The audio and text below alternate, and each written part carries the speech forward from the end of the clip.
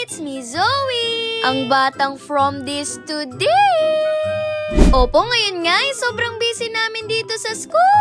Opo, kaya ito medyo late na po kami nakauwi. At sa puntong yan, isinabay na rin namin yung classmate kong si Abby. Opo, kasi malapit lang naman yung bahay nila sa amin, no? Napaka-independent din kasi ng batang to.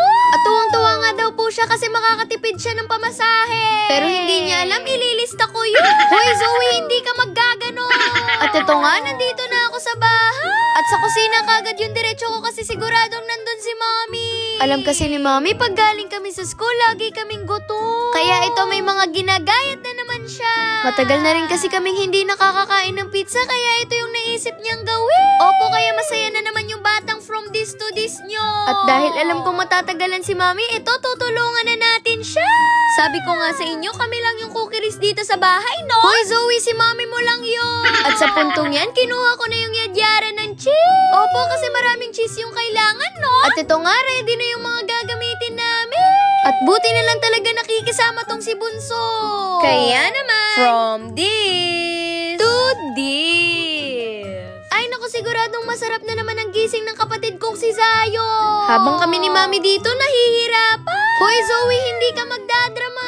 Ito nga yung first step, naglagay muna kami dyan ng tomato sauce. Tapos spread lang daw namin sa tinapay. Na para bang nag-spread lang kami ng palaman, no? Tapos ang next step natin dito, lalagyan na natin ng cheese. At buti na lang kamo naalala pa ni Mami yung pineapple tidbit. At ito na yung pinaka last part ng gagawin natin. Opo, at maglalagay na nga tayo ng mga toppings, no? At dahil nga homemade pizza to, literal na ako na talaga ang bahala kung ano mang gusto kong toppings na ilagay. Meron dyang bacon, ham, hotdog, at pati na rin bell pepper. Ay nako, ewan ko na lang talaga pag hindi pa kami nabusog nito, ano? At alam kong kayang-kaya nyo rin to gawin sa bahay. Ang maganda rin kasi dito ay parang nagbabonding lang din kayo.